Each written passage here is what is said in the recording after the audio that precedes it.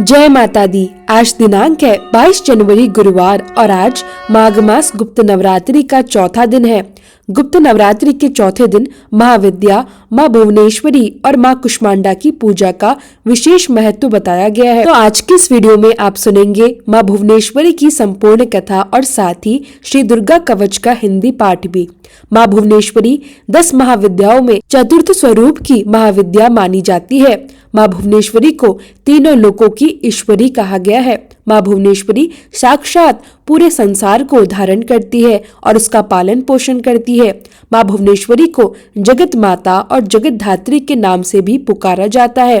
माँ भुवनेश्वरी ही आकाश, वायु, पृथ्वी, अग्नि और जल का निर्माण करती है। शास्त्रों में माँ भुवनेश्वरी को मूल प्रकृति भी कहा गया है। शास्त्रों में वर्णन मिलता है कि माँ भुवनेश्वरी भगवान शिव के वाम भाग में सदैव विराजमान रहती है। इनकी पूजा करने से अपार ऐश्वर्य की प्राप्ति होती है और जीवन की सभी समस्याएं दूर हो जाती हैं। माँ भुवनेश्वरी की पूजा करने वाले भक्तों की सभी मनोकामनाएं बहुत शीघ्र पूर्ण हो जाती हैं। माँ भुवनेश्वरी को शक्ति और सृष्टि कर्म में महालक्ष्मी स्वरूप माना गया है। आदि शक्ति भगवती माँ भुवनेश्वरी भगवान शिव की सभी लीलाओं में उनकी सहचर है और सदा उनके साथ साथ रहती है। माँ भुवनेश्वरी का स्वरूप अत्यंत सौम्य है और इनके समस्त अंग कांति से परिपूर्ण है। माँ अपने सभी भक्तों को अभय प्रदान करती है और समस्त सिद्धियों का वरदान देती है। देवी पुराण में बताया गया है कि मूल प्रकृति का दूसरा नाम भुवनेश्वरी है। माँ भुवनेश्वरी के श्री अंगों से प्रातःकाल के सूर्य के समान दिव्य आभा निकलती रहती है।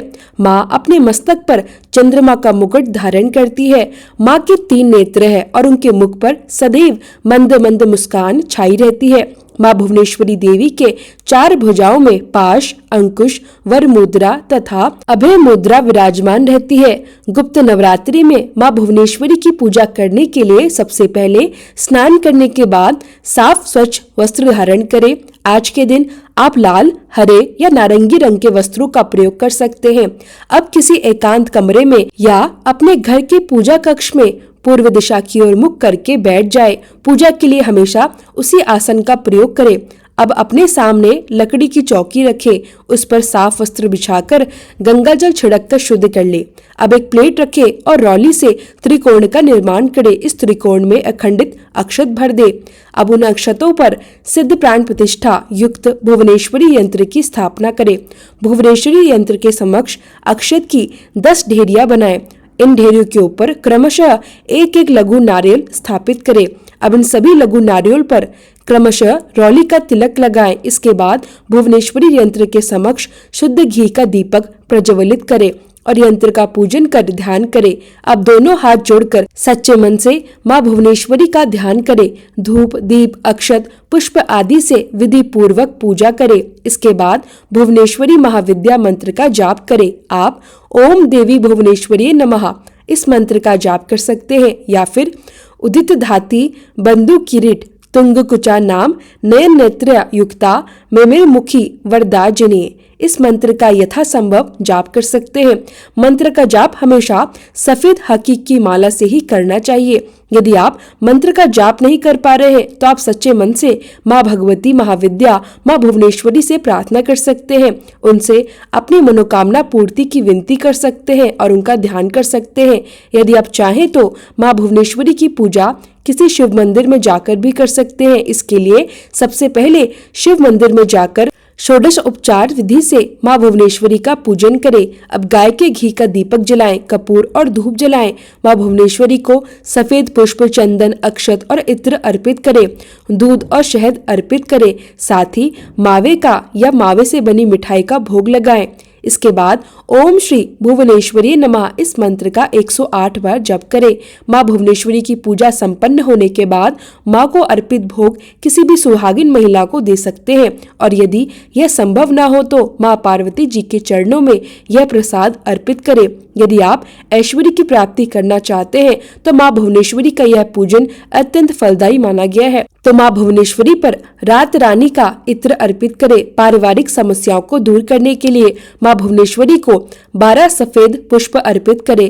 यदि आपकी कोई विशेष कामना है, उसकी पूर्ति आप चाहते हैं, तो माँ भुवनेश्वरी पर चढ़े हुए अक्षतों को आप अपने घर में किसी सुरक्षित जगह पर छुपा कर रख दें। मनोकामना पूर्ति होने के बाद उन अक्षतों का आप विसर्जन कर दें। माँ भुवनेश्वरी की पूजा में कुछ बातों का भी ध्यान रखना होता है। महाविद्या माँ भुवनेश्वरी की उपासना करने के लिए उपासक को सिद्ध प्राण प्रतिष्ठित भुवनेश्वरी यंत्र, सफेद हकीक या रुद्राक्ष की माला, 10 लघु नारियल, ये 3 चीजें होना अति आवश्यक है। लघु नारियल का वास्तु शास्त्र में विशेष महत्व बताया गया है। दरअसल जो छोटे नारियल होते हैं उन्हें ही लघु नारियल कहते हैं। लघु नारियल को पूजा घर में रखना बहुत शुभ माना जाता है। लघु नारियल की पूजा करने से घर में धन संबंधी समस्याएं दूर हो जाती है।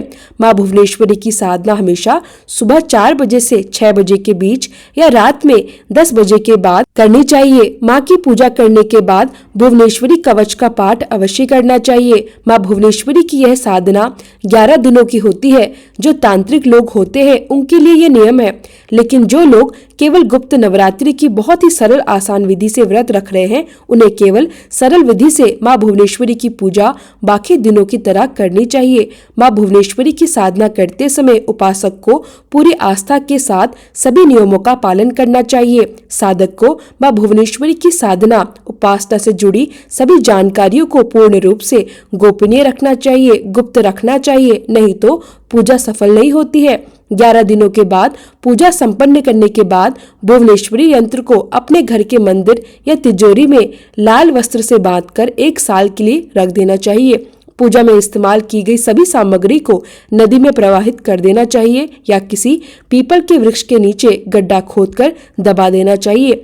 सामग्री का विसर्जन अगले दिन करना चाहिए। इस प्रकार माँ भुवनेश्वरी की पूजा करने से आपकी साधना पूर्ण हो जाएगी और आपके ऊपर माँ भुवनेश्वरी की असीम कृपा सदैव बनी रहेगी। माँ भुवनेश्वरी की साधना करने से मनुष्य को ज्ञान, धन, सम्मान और प्रतिष्ठा की प्राप्ति होती है। अब सुनिए श्री दुर्गा कवच का पाठ।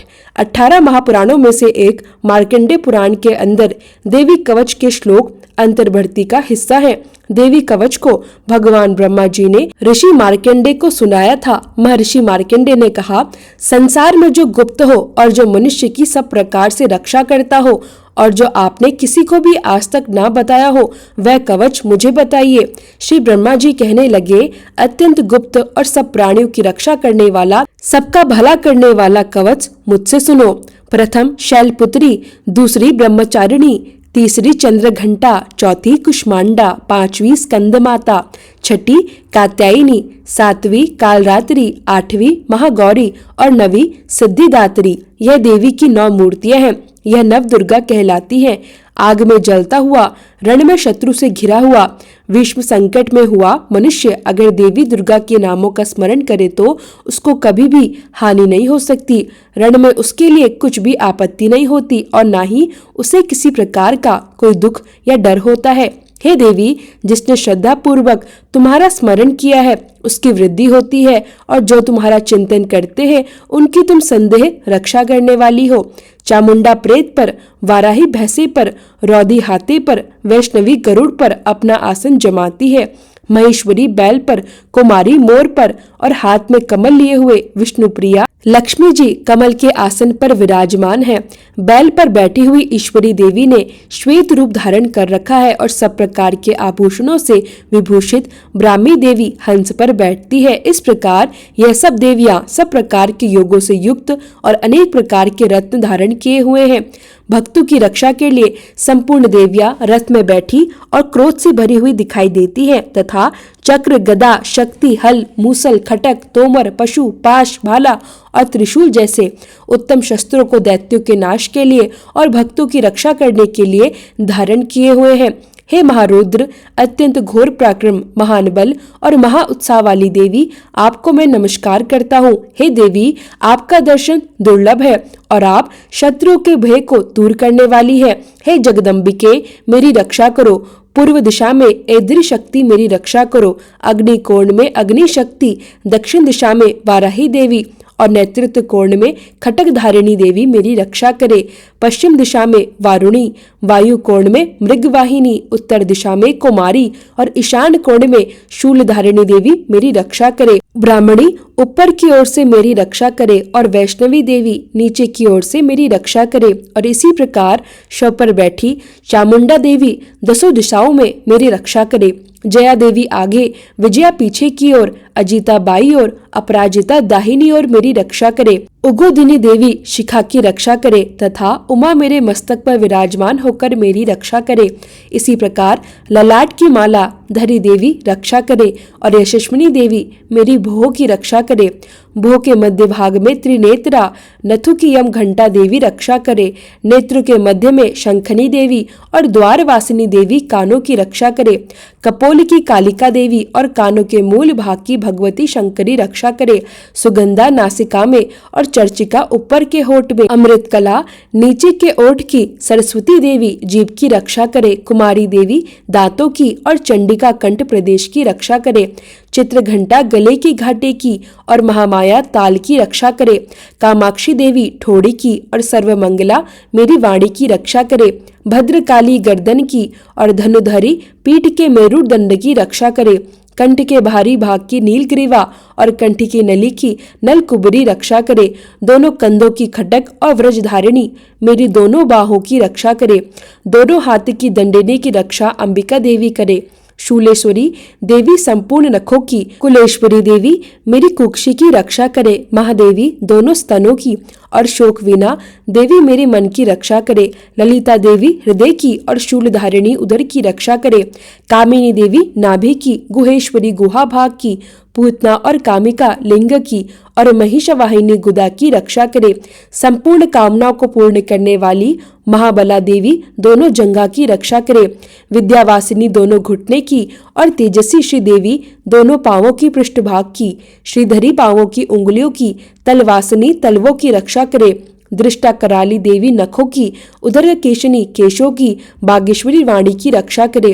रोमवलियों के छिद्रों की कोबरी, त्वचा की बागेश्वरी देवी रक्षा करे। पार्वती देवी रक्त, मज्जा, वसा, मांस और हड्डी की रक्षा करे। आतों की कालरात्रि देवी, पित्त की मुकुट शवरी देवी, पद्मावती कमल कोश की, चूड़ामण कफ की रक्षा करे। ज्वालामुखी नसों की जल की रक्षा करे। अभेद देवी शरीर के सब जोड़ों की रक्षा करे। ब्राह्मणी मेरे वीर्य की, छत्रशवरी देवी छाया की, धर्मधारिणी देवी मेरे अहंकार, मन और बुद्धि की रक्षा करे। प्राण, अपान, व्यान, उदान और समान की व्रज हस्ता देवी रक्षा करे। कल्याण शोभना मेरे प्राणों की रक्षा करे।